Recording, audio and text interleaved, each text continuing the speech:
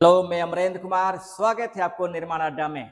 चलिए, आज 72वीं बीपीएससी जो बीपीएससी 72वीं है, जो अभी तक एग्जाम नहीं हुए हैं और उम्मीद है कि ये एग्जाम आपको दिसंबर तक होने की संभावना है, ऐसा अनुमान लगाया जा रहा है। ऐसा मैं बीपीएससी का कोई वक्ता बताता नहीं हूँ कि मैं क्लियर बता रहा हूँ, लेकिन ऐसा अनुमान लगाया जा रहा है कि 72वीं जो बीपीएससी होंगे वो दिसंबर तक होने की संभावना है।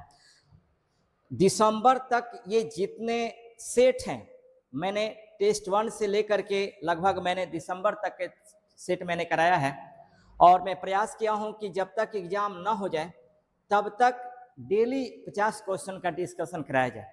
इसी को लेकर के मैं आज से स्टार्ट करने जा रहा हूं बीपीएससी 72वीं का टेस्ट 1, जिसमें 50 क्वेश्चन है और ये 50 क्वेश्चन जिसमें बिहार का भूगोल, उसके बाद करंट अफेयर्स और बाकी जितने भी सब्जेक्ट है उनका मिक्स क्वेश्चन में स्टेटमेंट बेस्ड क्वेश्चन बनाया हूँ, जो आपके एग्जाम के पॉइंट ऑफ व्यू से सबसे इंपॉर्टेंट होगा। देखिएगा, जब आप एग्जाम देने जाइएगा और इस सेट को लगाइएगा तो देखिएगा आपको इससे कितना बेनिफिट होगा। तो चलिए स्टार्ट करते हैं। आज से ये मेरा सेशन स्टार्ट हो रहे हैं टेस्ट नंबर 1 से 72वीं बीपीएससी का, ठीक ना। तो चलिए स्टार्ट करते हैं।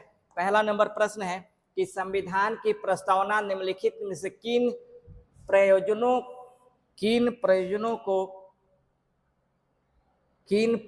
को पूर्ति करती है। तो ध्यान देंगे, इसमें सही की बात कर रहा है। विधायिका हेतु शक्ति का स्रोत, गलत। उन उद्देश्यों को बताती है जिन्हें संविधान स्थापित एवं संवर्धित करना चाहता है, सही है। आर्थिक स्वतंत्रता हेतु प्रावधान निर्धारित करता है, ये गलत है। और उन स्रोत को बताती है जिससे संविधान अपना प्राधिकार को प्राप्त करता है, यानी आंसर जो होगा आपका केवल 2 एवं 4 होगा, यानी 1 का बी नंबर आंसर होगा। अब हम बात करते हैं अगर प्रस्तावना की, तो याद रखेंगे प्रस्तावना की तो समझेंगे।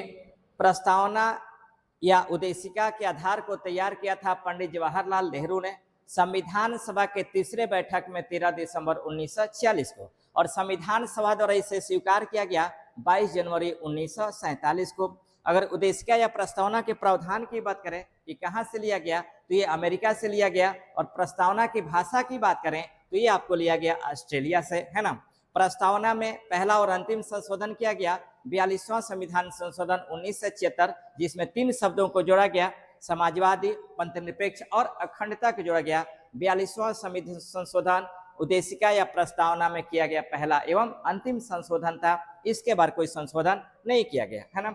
उसके बाद दूसरा नंबर क्वेश्चन देखते हैं कि भारत में मतदान की आयु 21 वर्ष से 18 वर्ष निम्नलिखित में से किस संविधान संशोधन के तहत किया गया। तो याद रखेंगे ये हो जाएगा 61वां संविधान संशोधन 1989। यही वयस्क मताधिकार की अगर हम बात करें तो वयस्क मताधिकार का जो प्रावधान है वह आर्टिकल 326 है। 326 में वयस्क मताधिकार का प्रावधान किया गया है। 69वां संविधान संशोधन की बात करें तो इसमें दिल्ली को राष्ट्रीय राजधानी क्षेत्र घोषित किया गया है। दिल्ली को राष्ट्रीय राजधानी क्षेत्र घोषित किया गया है ना, यानी 2 का सी नंबर आंसर होगा। 3 नंबर है कि निम्नलिखित में से कौन सा कथन गति के द्वितीय नियम की गुणात्मक व्याख्या करता है। तो ध्यान देंगे, गति के द्वितीय नियम का गुणात्मक व्याख्या के प्रधान है तो किसी पिंड के संवेग के परिवर्तन की दर आरोपित बल के बराबर होती है, यानी 3 का सी नंबर आंसर हो जाएगा। 3 का सी नंबर हो जाएगा। अब थोड़ा सा अगर हम गति के नियम की बात करें तो पहला नंबर आइजैक न्यूटन, ये ध्यान देंगे, आइजैक न्यूटन है। और आइजैक न्यूटन ने ही सबसे पहले गति के नियम को दिया था, और गति को नियम को इन्होंने दिया था 1687 में। याद रखेंगे इनके 3 गति के नियम हैं, इनके गति के 3 नियम हैं। इसमें पहला जो नियम है वो ध्यान देंगे जड़त्व नियम है। जड़त्व का इन्होंने नियम दिया था पहला नंबर। दूसरा नंबर इन्होंने नियम दिया था आपका बल बराबर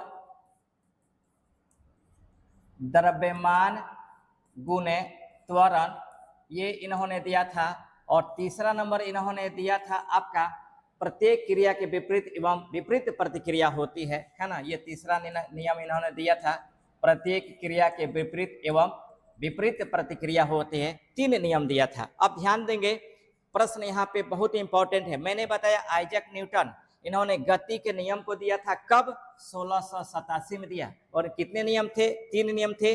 जड़त्व का नियम, बल बराबर द्रव्यमान गुने त्वरण, और तीसरा प्रत्येक क्रिया के बराबर एवं विपरीत प्रतिक्रिया होती है। यहीं पर अगर आ जाए गति का सिद्धांत, तो दोनों में अंतर हो जाएगा।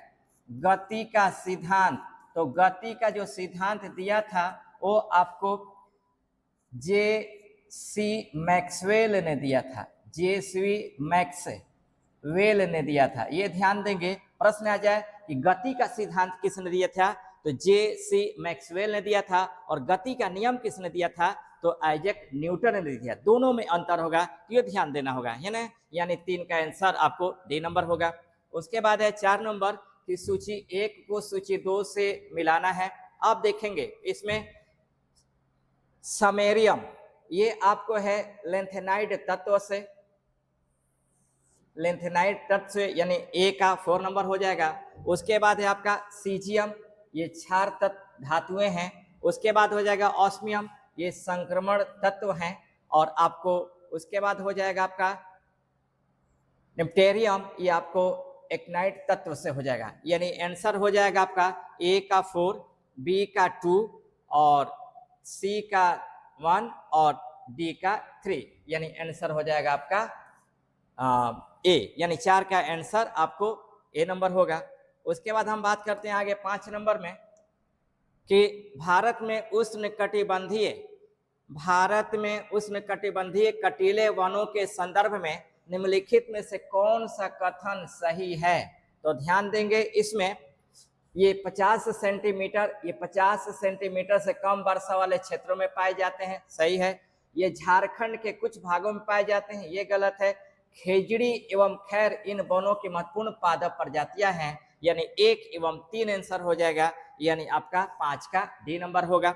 देखिएगा, ये सभी बीपीएससी के लिए इंपॉर्टेंट है। मैं रिक्वेस्ट करता हूं आप लोगों से कि इस क्वेश्चन को आप लोग अच्छा से देख लीजिए, देखिएगा आप लोग को कितना बेनिफिट होगा, है ना। साथ ही साथ बीपीएससी के अलावा जो दरोगा में एग्जाम पूछे जा रहे हैं आजकल, स्टेटमेंट बेस्ड यानी कथन व निष्कर्ष वाला, ये क्वेश्चन सबसे इंपॉर्टेंट होगा। इसलिए इन सब क्वेश्चनों को अच्छा से आप लोग देखिएगा, है ना। उसके बाद 6 नंबर में देखते हैं कि वायुमंडल में जलवाष्प के संदर्भ में निम्नलिखित में से कौन सा कथन सही है। तो ध्यान देंगे, यह वायु में स्थिरता व अस्थिरता में योगदान करती है, सही बात है। यह एक कंबल की भांति कार्य करती है जो पृथ्वी को न तो बहुत ठंडा और नहीं बहुत गर्म होने देती है। यानी आंसर हो जाएगा 1 एवं 2, यानी दोनों सही है। यानी 6 का सी नंबर आंसर होगा। उसके बाद है आपका 7 नंबर, चंपारण पहला सत्याग्रह था, किंतु सत्याग्रह शब्द का जो सबसे पहले भारत में प्रयोग किया गया वो रॉलेट एक्ट आंदोलन के तहत किया गया। रॉलेट एक्ट, अब यहाँ ध्यान देंगे, रॉलेट एक्ट भारत में बढ़ रहे क्रांतिकारी गतिविधियों पर कंट्रोल करने के लिए तत्कालीन वायसराय लॉर्ड चेम्सफोर्ड ने उस समय के जो न्यायाधीश थे सर सिडनी रॉलेट, उनको ये आदेश दिया कि एक ऐसा नियम बनाया जाए कि इस क्रांतिकारी गतिविधियों को रोक लिया जाए, है ना। इसी को लेकर के सर सिडनी ने एक कानून बनाया कि बिना किसी गवाह के, बिना किसी कारण किसी भी व्यक्ति को गिरफ्तार कर लिया जाए और उसे किसी भी तरह का कोई कानूनी सहायता न दी जाए। उसी को बिना कानून, बिना वकील, बिना दलील और बिना अपील की संज्ञा दी गई और भारतीयों ने इसे काला कानून कहकर विरोध किया और उसी में सबसे पहले आपको सत्याग्रह का प्रयोग किया गया था। तो आंसर ध्यान देंगे, 7 का ए नंबर होगा। उसके बाद 8 नंबर, गांधी इरविन समझौते के अंतर्गत ब्रिटिश सरकार निम्नलिखित पर सहमत हुई थी। ध्यान देंगे, गांधी इरविन जो समझौता हुआ था वो आपको 5 मार्च 1931 को हुआ था। गांधी इरविन जो समझौता हुआ वो गांधी एवं तत्कालीन वायसराय आपको लॉर्ड इरविन के बीच में हुआ था और इस समझौते के तहत हिंसा के लिए दोषी न किए गए सभी राजनीतिक बंदियों को रिहा करने की शर्त रखी गई। दूसरा, अभी तक न वसूले गए सभी जुर्मानों को माफ करने का आदेश दिया गया और आपातकालीन अध्यादेशों को वापस का प्रावधान किया गया। बिक्री हेतु नमक बनाने का अधिकार दिया गया, ये गलत है। इन्हें 1 2 3 सही होगा, यानी इसका आंसर हो जाएगा आपका 8 का ए नंबर, है ना, ये ध्यान देंगे। प्रथम गोलमेज सम्मेलन, लंदन में 3 गोलमेज सम्मेलनों का आयोजन किया गया था। पहला जब गोलमेज सम्मेलन किया गया तो उसमें कांग्रेस ने बहिष्कार किया, यानी कांग्रेस भाग नहीं लिया। तब तत्कालीन जो ब्रिटिश प्रधानमंत्री थे रैमजे मैकडोनाल्ड, उन्होंने भारत में लॉर्ड इरविन को यह आदेश दिया कि किसी तरह से कांग्रेस को इस सम्मेलन में भाग लेने के लिए आप राजी कीजिए। तब जाकर के ये गांधी इरविन समझौता हुआ था और द्वितीय गोलमेज सम्मेलन में कांग्रेस ने महात्मा गांधी को कांग्रेस के एकमात्र प्रतिनिधि के रूप में चुनकर भेजा था, जो द्वितीय गोलमेज सम्मेलन में भाग लिए। हालांकि द्वितीय गोलमेज सम्मेलन भी असफल रहा सांप्रदायिक निर्णय के आधार पर, क्योंकि डॉक्टर भीमराव अम्बेडकर की उम्मीद ये चाहते थे कि दलितों की, जिस तरह मुसलमानों के लिए पृथक निर्वाचन क्षेत्र की व्यवस्था दी गई है, उसी तरह से दलितों के लिए भी दिया जाए। और यही कारण रहा कि इस मांग पर आपको महात्मा गांधी स्वीकार नहीं किए और वापस आ गए, है ना। तो 8 का ए नंबर आंसर हो जाएगा। 9 नंबर है, निम्नलिखित से क्या नेहरू रिपोर्ट में शामिल नहीं है? भारत को डोमिनियन का दर्जा दिया जाना चाहिए, सही है। गवर्नर जनरल केवल एक संवैधानिक प्रमुख होने था, ये भी सही है। कोई पृथक निर्वाचक मंडल न हो, ये भी प्रावधान किया गया। केंद्र एवं प्रांतों में द्वैध शासन लागू किया जाए, ये गलत था, है ना। यानी आंसर जो होगा आपका डी हो जाएगा, यानी 9 का डी नंबर आंसर होगा। उसके बाद है 10 नंबर कि पटना में नमक सत्याग्रह के संदर्भ में निम्नलिखित कथनों पर विचार करें, है ना। पटना में नमक सत्याग्रह 6 अप्रैल 1930 को आरंभ हुआ, सही है। नमक कानून तोड़ने हेतु नरवासपिंड नामक स्थान को चुना गया, ये भी सही है। श्री जगत नारायण लाल के नेतृत्व में पटना के बिहटा के निकट अमराहा गांव में नमक बनाने का चुना गया था, यानी इसका आंसर हो जाएगा 1 2 3, यानी आपका 10 का डी नंबर होगा। उसके बाद है 11 नंबर कि भारतीय रुपये के अवमूल्यन का प्राथमिक कारण निम्नलिखित में से कौन है? यहाँ ध्यान देंगे, मुद्रा का अवमूल्यन और मुद्रा का विमुद्रीकरण दोनों में अंतर होता है। मुद्रा का अवमूल्यन, जब मुद्रा के वर्तमान मूल्य को कम कर दिया जाए तो इसे अवमूल्यन कहा जाता है। और याद रखेंगे, किसी सरकार के द्वारा मुद्रा के अवमूल्यन करने के पीछे मुख्य कारण ये होता है कि आयात को हतोत्साहित किया जाए और निर्यात को बढ़ावा दिया जाए, है ना। इसके कारण होता है। भारत में अभी तक 3 बार मुद्रा का अवमूल्यन किया गया है। मुद्रा का जो अवमूल्यन किया गया है वो आपको 3 बार किया गया है, याद रखेंगे। पहला किया गया 1949 में, दूसरा किया गया 1966 में और तीसरा किया गया 1991 में। इसी तरह से मुद्रा का विमुद्रीकरण की अगर बात करें तो ध्यान देंगे, वर्तमान मुद्रा की जगह कोई नया मुद्रा जारी कर दिया जाए, उसको आपको मुद्रा का विमुद्रीकरण कहा जाता है। और याद रखेंगे, विमुद्रीकरण भी भारत में 3 बार हुए हैं, ये जरूर याद रखेंगे आप लोग। अवमूल्यन और विमुद्रीकरण, भारत में मुद्रा का विमुद्रीकरण भी 3 बार किया गया है। पहला नंबर है 1946, दूसरा नंबर है 1978 और तीसरा नंबर है 2016। ये हम लोग तो जान रहे होंगे कि 2016 में 8 नवंबर 2016, ये पूरा डेट याद रखेंगे, नवंबर 8 2016 में, यानी हम लोग के रीजन में ये आपको मुद्रा का अवमूल्यन किया गया, जिसमें वर्तमान में चल रहे 500 और 1000 का नोट को समाप्त करके उसके जगह आपको 200, 500 एवं 2000 का नोट को जारी किया गया था, है ना। तो याद रखेंगे, मुद्रा का अवमूल्यन 3 बार, 1949 में, 1966 में और 1991 में। और विमुद्रीकरण, मुद्रा का विमुद्रीकरण 3 बार, 1946, 1978 और 2016। यहाँ एक गौर करने वाली बात है, अगर क्वेश्चन देखिए, हालांकि ये सब्जेक्ट से हटकर है लेकिन सबसे इंपॉर्टेंट है, अगर आपके सामने प्रश्न आ जाए कि भारतीय इतिहास का वह पहला शासक जिसने मुद्रा का विमुद्रीकरण किया, तो यहाँ याद रखेंगे इसका आंसर हो जाएगा आपका मोहम्मद बिन तुगलक। अब क्यों मोहम्मद बिन तुगलक हो जाएगा, थोड़ा सा ध्यान देंगे।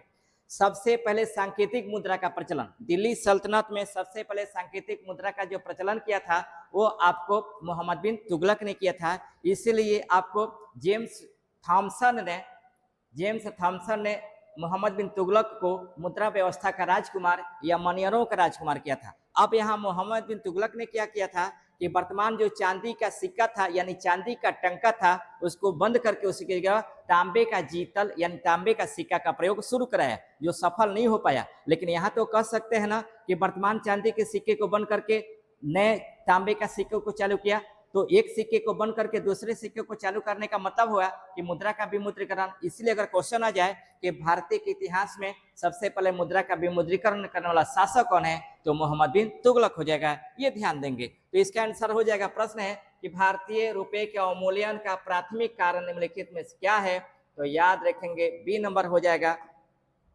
बी होगा कि बढ़ती आयात लागत एवं चौड़ा होता चालू खाता घाटा। बताया ना कि आयात को हतोत्साहित करना और निर्यात को प्रोत्साहित करना, यानी आंसर हो जाएगा 11 का बी नंबर। उसके बाद है 13 नंबर 12 नंबर कि बिहार आर्थिक सर्वेक्षण 2025-26 के अनुसार 2011 के स्थिर मूल्यों पर सभी राज्यों के अखिल भारतीय औसत की तुलना में बिहार का प्रति व्यक्ति एनएसडीपी कितने प्रतिशत है, तो इसका आंसर हो जाएगा आपको 31.7%। अब यहाँ ध्यान देंगे, एनएसडीपी यानी नेट स्टेट डोमेस्टिक प्रोडक्ट, यानी शुद्ध राज्य घरेलू उत्पाद।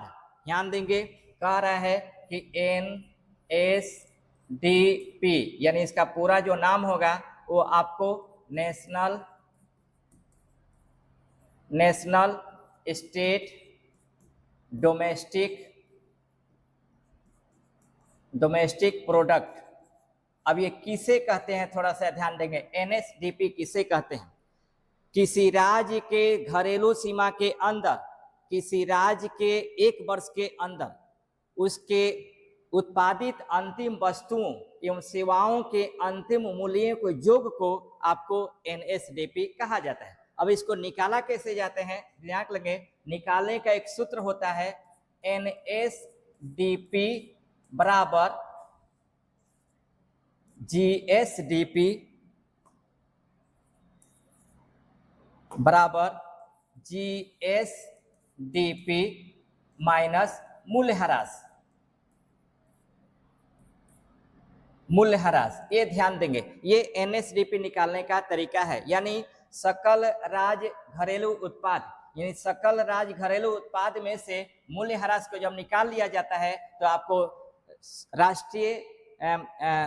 शुद्ध राज्य घरेलू उत्पाद प्राप्त कर लेते हैं। तो ये आपको एनएसडीपी निकालने के तरीके हैं, यानी किसी राज्य के घरेलू सीमा के अंदर उत्पादित अंतिम वस्तुओं एवं मूल्यों के योग को आपको एनएसडीपी कहा जाता है, यानी आंसर इसका जो होगा आपको 12 का बी नंबर।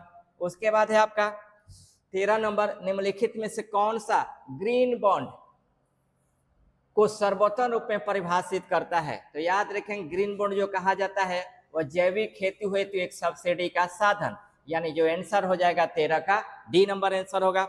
उसके बाद है आपका 14 नंबर, हाल ही में खबरों में रहा मालवन के संदर्भ में निम्नलिखित कथनों पर विचार करें। अब ध्यान देंगे यहाँ पे कि मालवन भारतीय नौसेना के लिए बनाया गया एक anti submarine warfare shallow water craft है, सही है। दूसरा है, इसे कोचिन शिपयार्ड लिमिटेड के द्वारा स्वदेशी रूप में डिजाइन और निर्मित किया गया है, ये भी सही है। और तीसरा है, यह पोत पानी के नीचे होने वाले युद्ध अभियानों के लिए टारपीडो और एंटी सबमरीन रॉकेट से लैस होता है, यानी ये भी सही है, यानी इसका आंसर हो जाएगा 1, 2, 3 यानी 14 का डी नंबर होगा। याद रखेंगे ये कोचिन शिपयार्ड लिमिटेड की बात कर रहा है, ये भारत का सबसे बड़ा शिपयार्ड है ना, ये भारत का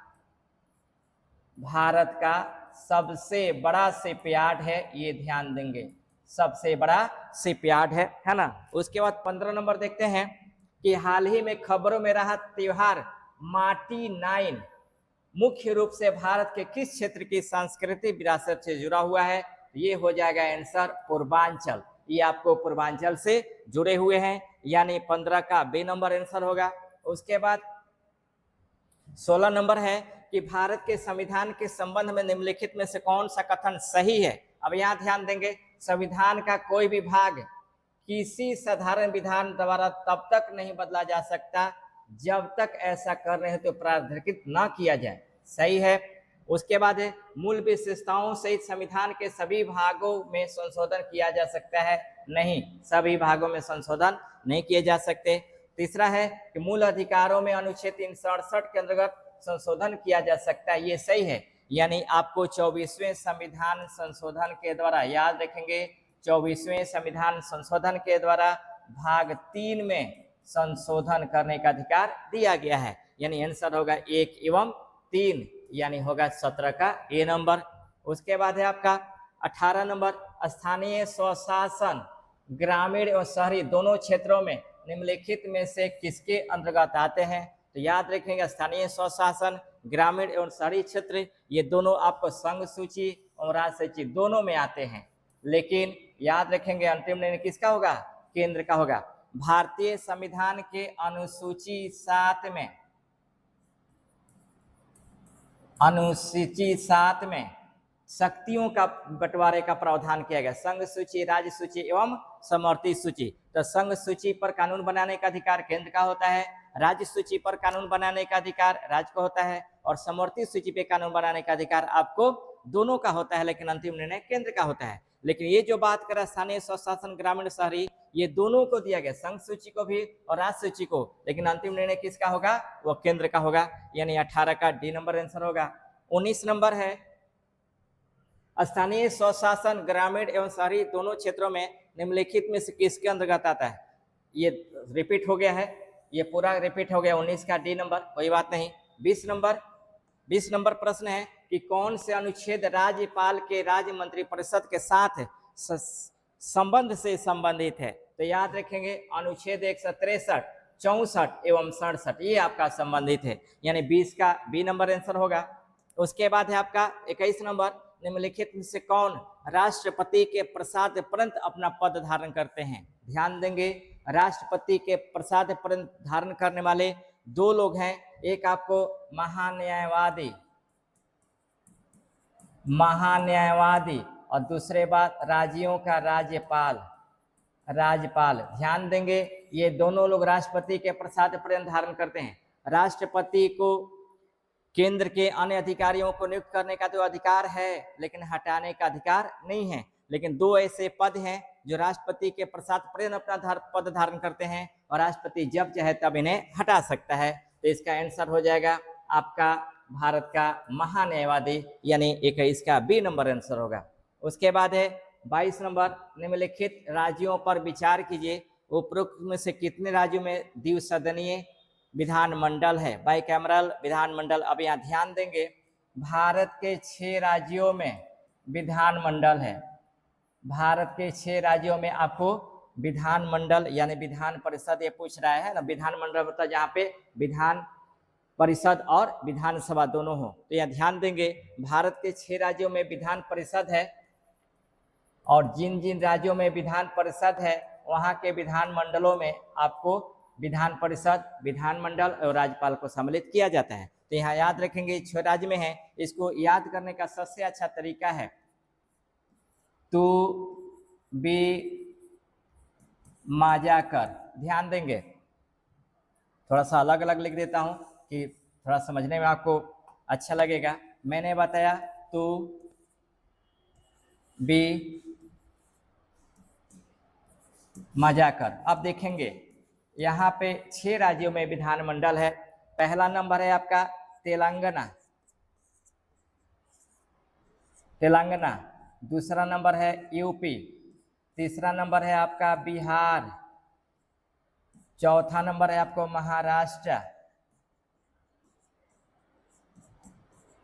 महाराष्ट्र, जम्मू कश्मीर खत्म हो गया है, वो हो गया आपको। इसके बाद ए में हो गया आंध्र प्रदेश, और KAR से हो गया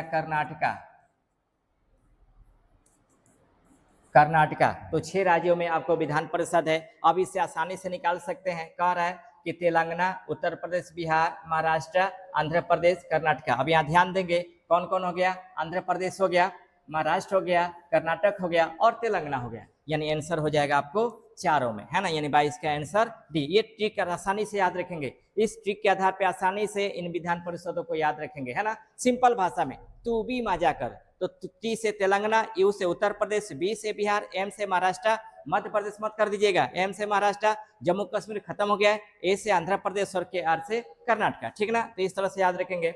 उसके बाद है 23 नंबर, आपातकाल की उद्घोषणा। आपातकाल की उद्घोषणा के संबंध में निम्नलिखित में से कौन सा कथन सही है। अब यहाँ ध्यान देंगे, यह तब तक प्रभावी नहीं रह सकता जब तक 1 माह के भीतर संसद दोनों सदनों के संकल्प द्वारा अनुमोदित न हो। सही है। उद्घोषणा न्यायिक समीक्षा से मुक्त होती है, नहीं, ये गलत है, न्यायिक समीक्षा से मुक्त नहीं होती है।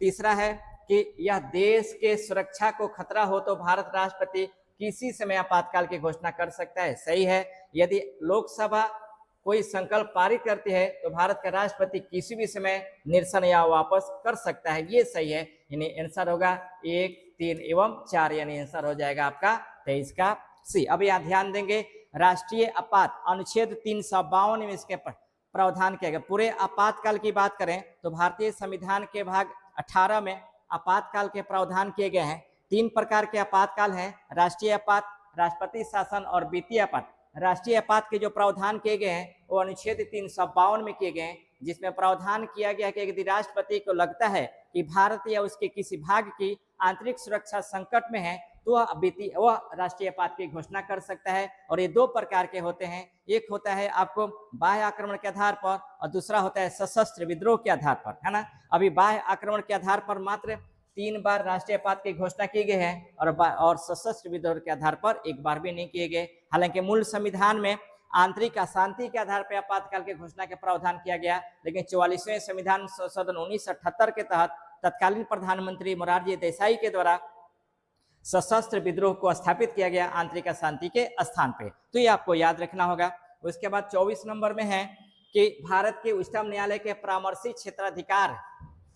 क्षेत्राधिकार के बारे में निम्नलिखित में से कौन सा कथन सही है। अब थोड़ा सा ध्यान देंगे, अनुच्छेद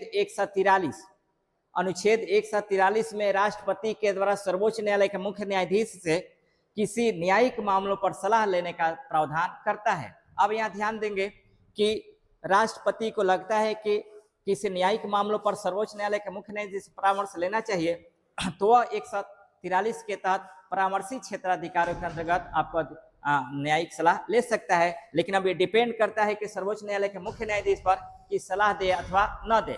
अगर सर्वोच्च न्यायालय के मुख्य न्यायाधीश सलाह दे भी देता है तो ये डिपेंड करता है राष्ट्रपति पर उस सलाह को माने अथवा न माने। यानी जो परामर्शी अधिकार है ये आपको एक दूसरे के ऊपर बाध्यकारी नहीं है। अब आते हैं, देखते हैं कि भारत के संविधान का अनुच्छेद 143 उपबंधित करता है कि उच्चतम न्यायालय से अपनी राय व्यक्त करने की अपेक्षा की जा सकती। सही है। भारत के संविधान के अनुच्छेद 143 के अंतर्गत उच्चतम न्यायालय के परामर्शी राय राष्ट्रपति पर बाध्यकारी नहीं है, यानी ये भी सही होगा। यानी आंसर हो जाएगा 1 एवं 2, यानी 24 का सी नंबर आंसर हो जाएगा।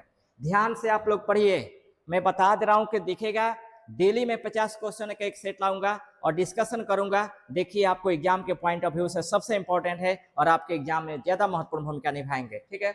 उसके बाद है आपका 25 नंबर, भारत के संविधान के अंतर्गत संपत्ति के अधिकार के संबंध में निम्नलिखित कथनों में से कौन सा सही है। अब यह ध्यान देंगे, संपत्ति का अधिकार, संपत्ति का जो अधिकार था,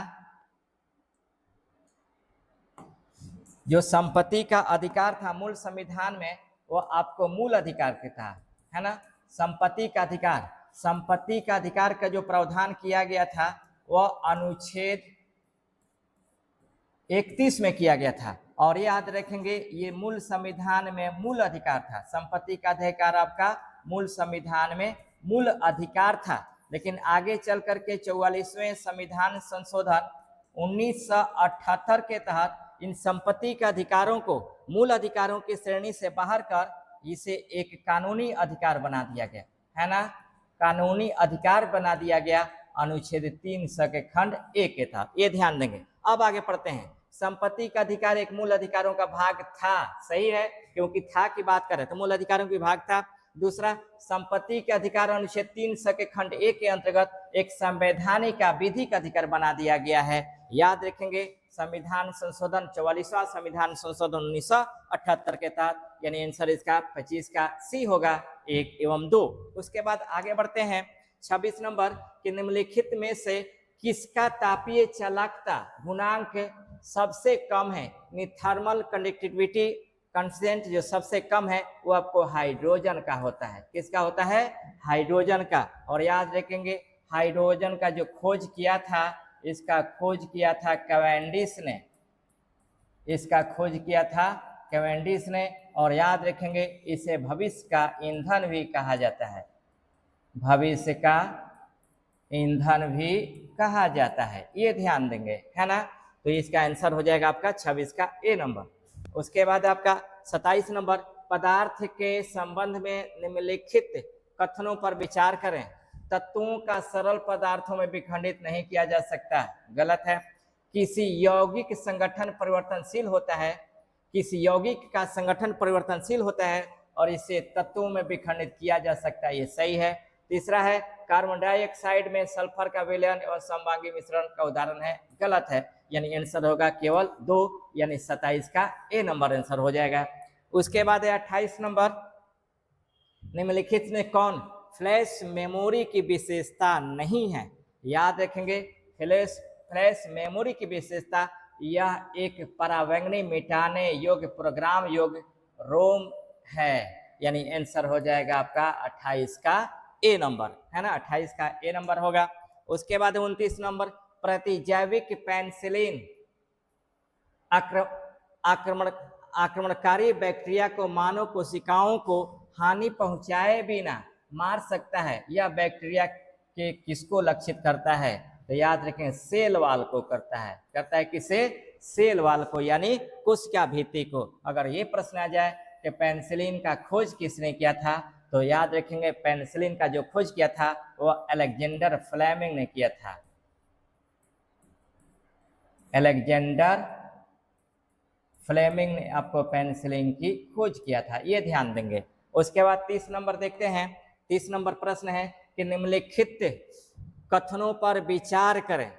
सांद्र H2SO4 का उपयोग एस्टरीकरण अभिक्रिया में निर्जलीकारक के रूप में किया जाता है ना, सही है।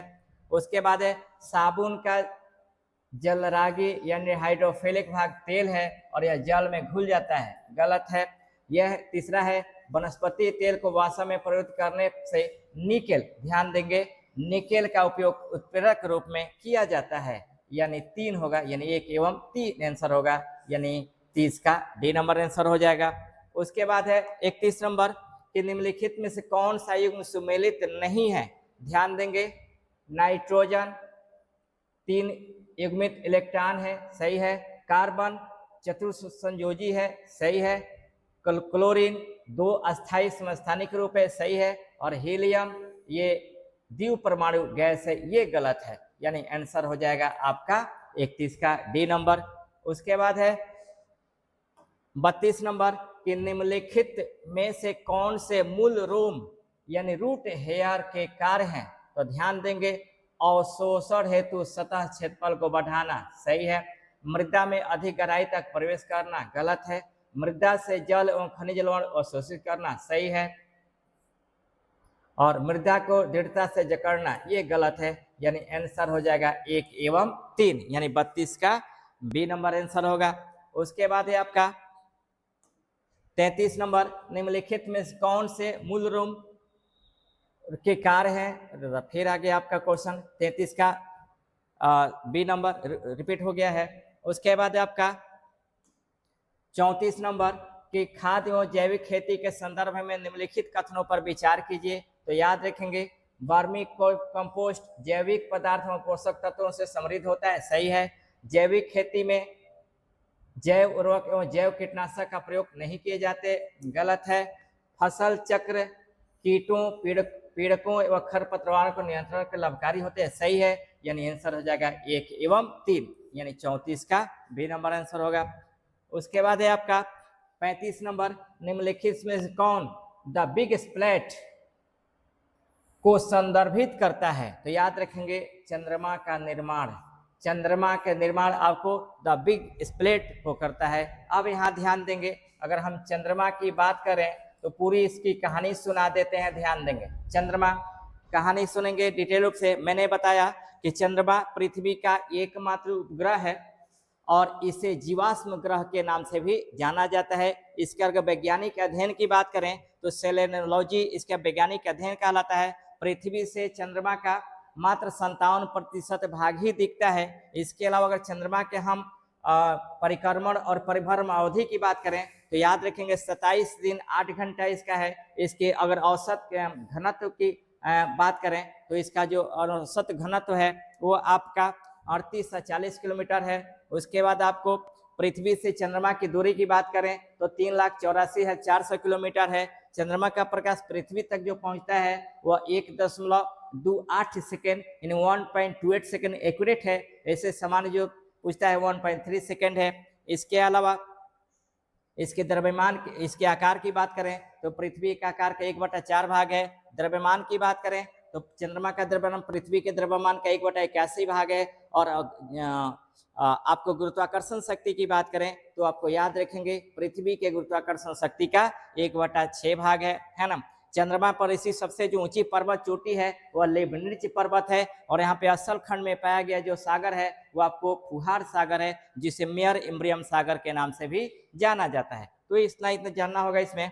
उसके बाद आपको 36 नंबर, भूकंप के संबंध में निम्नलिखित कथनों पर विचार कीजिए। अब यहाँ ध्यान देंगे, विवर्तनिक भूकंप किसी भ्रंश स्थल के अनुदिश चट्टानों के सरकने के कारण उत्पन्न होता है, सही है। ज्वालामुखी भूकंप विवर्तनिक भूकंप का एक विशेष वर्ग है, यह भी सही है। और भूकंप की तीव्रता रिक्टर स्केल से मापी जाती है, यह भी सही है। यानी इसका आंसर होगा 1, 2 एवं 3। अब यहाँ ध्यान देंगे, अगर भूकंप की बात करें तो भूकंप के पूरे इतिहास में समझ लीजिएगा, भूपटल पर होने वाला आकस्मिक कंपन होता है जो भूगर्भ में चट्टानों के लचीलेपन तथा उसके समस्थिति में होने वाले समायोजन के परिणाम को कहा जाता है। भूकंप का जो वैज्ञानिक अध्ययन है वह सिस्मोलॉजी कहलाता है। और भूकंप 2 प्रकार के होते हैं, एक मानवकृत होता है और प्राकृतिक होता है। हालांकि भूकंप की उत्पत्ति से पहले वायुमंडल में एक विशेष प्रकार की गैस का उत्सर्जन होता है जिसे आपको रेडान कहा जाता है। रेडान एकमात्र ऐसा गैस है जो वायुमंडल में मुक्त अवस्था में नहीं पाया जाता। लेकिन वायुमंडल के जिन क्षेत्रों में रेडान गैसों की मात्रा में वृद्धि होती है वहां पे भूकंप आने का संकेत होता है। भूगर्भ में जहां सबसे पहले भूकंप उत्पन्न होता है उसे फोकस कहा जाता है। और भूपटल पर जहां सबसे पहले भूकंपों का अनुभव किया जाता है उसे एपिसेंटर कहा जाता है। फोकस से विभिन्न प्रकार के तरंगे उत्पन्न होती हैं जिनको 3 प्रकार के जाने गए हैं, प्राथमिक तरंग, द्वितीय तरंग एवं धरातलीय तरंग के नाम से जाने जाते हैं। इन तीनों तरंगों में सबसे स्पीड है पी तरंग की और सबसे कम स्पीड है एल तरंग की। हालांकि इन तीनों तरंगों में जो सबसे हानिकारक यानी विनाशकारी तरंग है वो आपको एल तरंग है, यहाँ याद रखेंगे। और भूकंप के तरंग और तीव्रता, तो भूकंपों के तरंगों का मापन किया जाता है सिस्मोग्राफ नामक यंत्र से। और भूकंपीय तीव्रता का 2 स्केल से मापा जाता है। एक मापा जाता है आपको रिक्टर स्केल से और दूसरा मापा जाता है मार्केली स्केल से। भूकंपीय तीव्रता का मापन 2 स्केल से किया जाता है। रिक्टर स्केल से 0 से 9 अंक तक की भूकंपीय तीव्रता का मापन किया जाता है और मार्केली स्केल पर 0 से 12 अंक तक की भूकंपीय तीव्रता का मापन किया जाता है। तो भूकंपों का कुछ इतिहास है आपको बता दिया, इससे रिलेटेड था।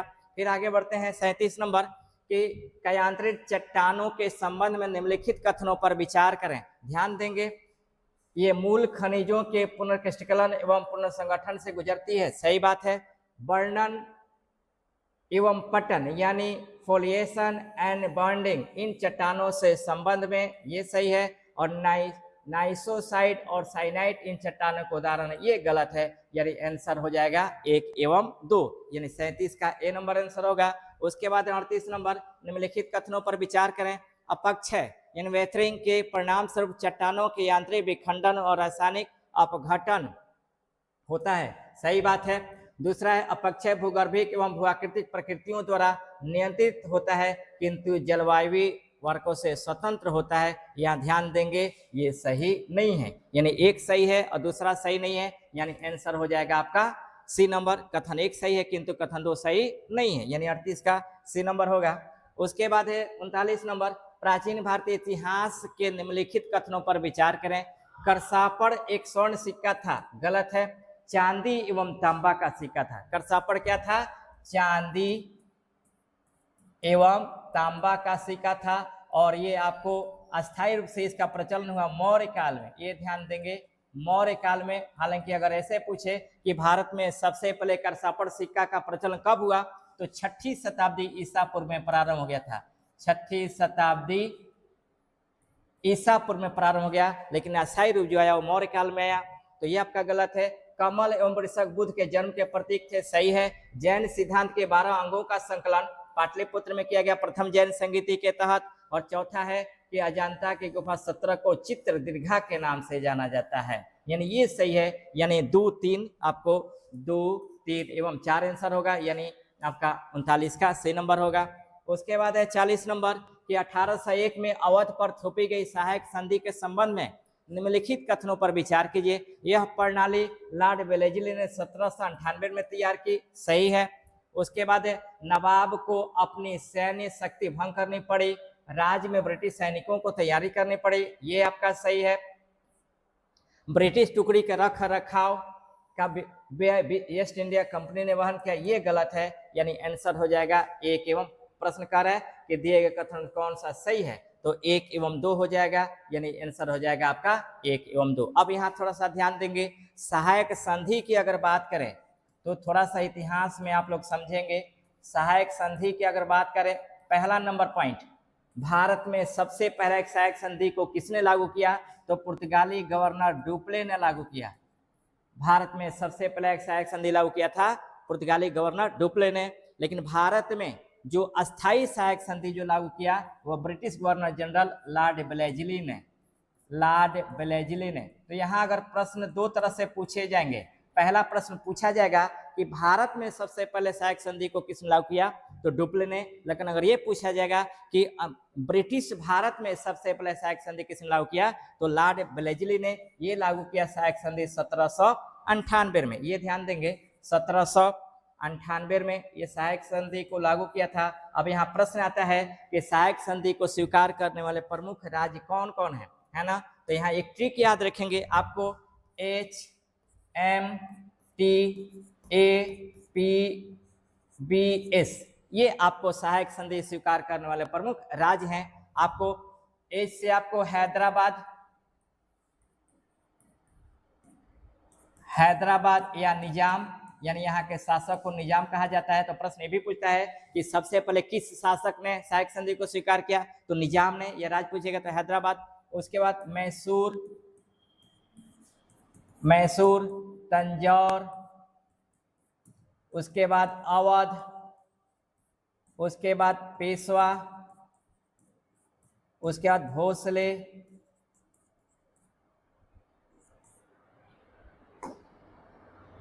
उसके बाद आपका भोसले, और उसके बाद सिंधिया। तो याद रखेंगे आपको HMTAPBS ट्रिक से आसानी से इन सहायक संधियों को याद कर सकते हैं, है ना। उसके बाद 41 नंबर है कि 1857 के विद्रोही उद्घोषणाओं के विदेशियों के लिए प्रयुक्त शब्द फिरंगी किस भाषाई मूल का है, तो याद रखेंगे ये है पुर्तगाली, है ना। ये आपका पुर्तगाली है। पुर्तगाली शब्दों में अंग्रेजों को फिरंगी कहा गया था, तो ये पुर्तगाली भाषा है ना। पुर्तगाली भाषा में अंग्रेजों को फिरंगी कहा गया था, ये ध्यान देंगे, है ना। उसके बाद आपको 42 नंबर, 1937 के प्रांतीय चुनाव के बारे में निम्नलिखित कथनों पर विचार कीजिए। ध्यान देंगे, यह सार्वभौमिक वयस्क मताधिकार के आधार पर कराए गए थे, गलत है। कांग्रेस ने इसमें एक व्यापक विजय प्राप्त की, सही है। 11 प्रांतों में 8 प्रांतों में कांग्रेस मंत्रिमंडल बना था, ये सही है, यानी आंसर हो जाएगा आपका बी। आंसर हो जाएगा 42 का बी नंबर। उसके बाद आपका निम्नलिखित विद्रोही नेताओं को उनके द्वारा नेतृत्व किए क्षेत्रों में मिलाना है, तो ध्यान देंगे आपका शाहमल, परगना बरौत उत्तर प्रदेश ग्रामीण क्षेत्र में नेतृत्व किया था। गोनू सिंहभूम छोटनागपुर के कोल आदिवासी क्षेत्र में नेतृत्व किया था। कुंवर सिंह आरा बिहार का जमींदार थे जिन्होंने नेतृत्व किया था। और बिरजिस कादिर, नाम है बिरजिस कादिर, इनके माँ का नाम था आपको हजरत महल, इन्होंने लखनऊ के नेता के रूप में सम्मानित किए गए थे, यानी आंसर हो जाएगा आपका ए नंबर 1, 2, यानी ए का ए, बी का 2, सी का 3 और डी का 4, है ना। उसके बाद 44 नंबर है कि निम्नलिखित युग्मों पर विचार कीजिए। यू विन गर्भवती महिलाओं एवं वर्ष 14 वर्ष तक के बच्चों के टीकाकरण अभिलेखों का डिजिटलीकरण है, गलत है। उसके बाद है आपका, ना ये सही है, क्षमा चाहते हैं, ये आपका कह रहा है कि इनमें से कौन सा सुमेलित है, इसमें से कौन सा सुमेलित है। तो ध्यान देंगे, यू विन गर्भवती महिलाओं एवं 14 वर्ष तक के बच्चों के टीकाकरण अभिलेखों का डिजिटलीकरण है, ये सही है। ई संजीवनी प्राथमिक स्वास्थ्य केंद्र देखभाल में विश्व का सबसे बड़ा टेलीमेडिसिन कानून है, ये गलत है। उसके बाद आयुष्मान भारत डिजिटल मिशन योजना में निजी अस्पतालों की निरंतर भागीदारी को प्रदान करता है, यानी आंसर हो जाएगा आपका 1, है ना, यानी आंसर 1 हो जाएगा। उसके बाद है आपका 45 नवंबर 1929 में सोनपुर मेले के दौरान आयोजित एक बैठक में एक प्रांतीय किसान सभा स्थापना हुई, इसका सचिव किसे बनाया गया था? तो श्री कृष्ण सिंह को बनाया गया था, है ना, श्री कृष्ण सिंह को बनाया गया था, यानी 45 का बी नंबर होगा।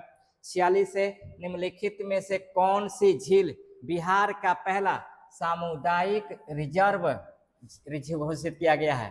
तो याद रखेंगे गोगोबिल झील, ये आपको बिहार के कटिहार जिले में स्थित है, बिहार के कटिहार जिले में स्थित है। और याद रखेंगे ये इसको रामसर साइट के रूप में भी घोषित किए गए हैं, है ना, आर्द्रभूमि साइट में भी इसे घोषित किए गए हैं, यानी 46 का आंसर सी नंबर होगा।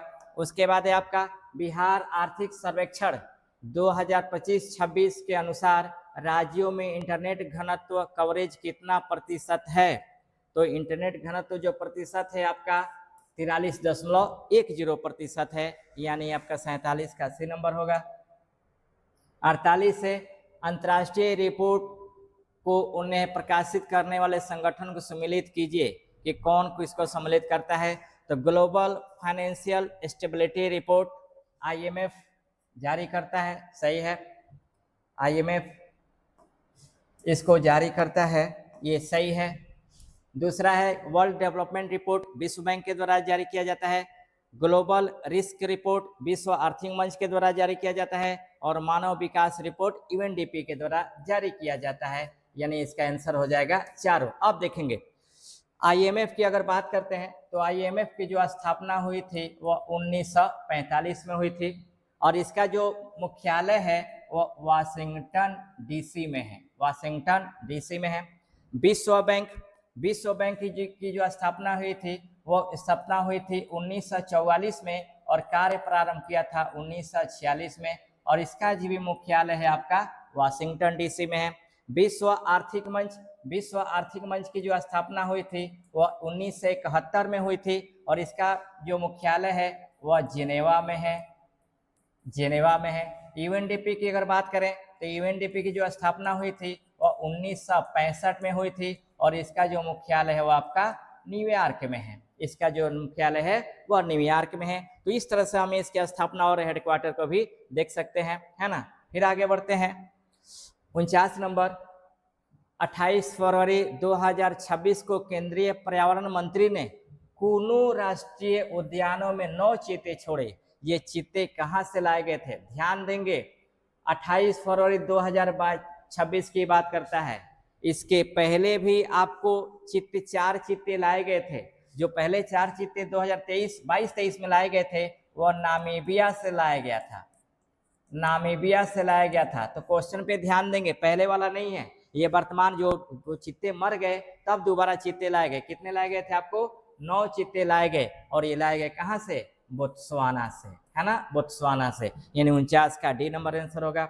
उसके बाद है आपका 50 नंबर की नई शिक्षा नीति के तहत भारत सरकार ने किस विषय की पढ़ाई को मैथिली भाषा में सुगम बनाने के लिए एक महत्वपूर्ण पहल की है, जिसके अंतर्गत मैथिली में तकनीकी शब्दों की एक संक्षिप्त शब्दावली प्रकाशित की गई है। तो याद रखेंगे इसका जो आंसर होगा वह रसायन विज्ञान होगा, यानी 50 का ए नंबर क्वेश्चन है। इस तरह से मैंने 72वीं एग्जाम के लिए जो BPSC 72वीं है उसके लिए इस तरह से मैंने क्वेश्चन सेट किया है, और इस क्वेश्चन में टोटल मॉडरेट मैंने क्वेश्चन सेट किया है, जिसमें आपको स्टेटमेंट बेस्ड क्वेश्चन मिलेंगे, करंट अफेयर्स के क्वेश्चन मिलेंगे, बाकी सभी सब्जेक्टों के मिक्स क्वेश्चन मिलेंगे। मैं उम्मीद करता हूं कि ये सेशन आपको पसंद आएगा। अगर आपको ये क्वेश्चन अच्छे लगते हैं, प्रैक्टिस अच्छे से, डिस्कशन अच्छे लगते हैं, तो आप इसको सब्सक्राइब कीजिएगा और अपना कमेंट जरूर दीजिएगा।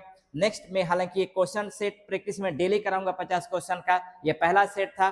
फिर मैं नेक्स्ट में दूसरा सेट लेकर आऊंगा और आप इसको डेली 50 क्वेश्चन को आसानी से देख लीजिए। और मुझे उम्मीद है कि इस क्वेश्चन को करने के बाद 72 में इससे बहुत ज्यादा लाभदायक या फायदे आपको मिलेंगे। ठीक ना, तो आते हैं फिर नेक्स्ट सेट को लेकर, तब तक बेस्ट ऑफ लक।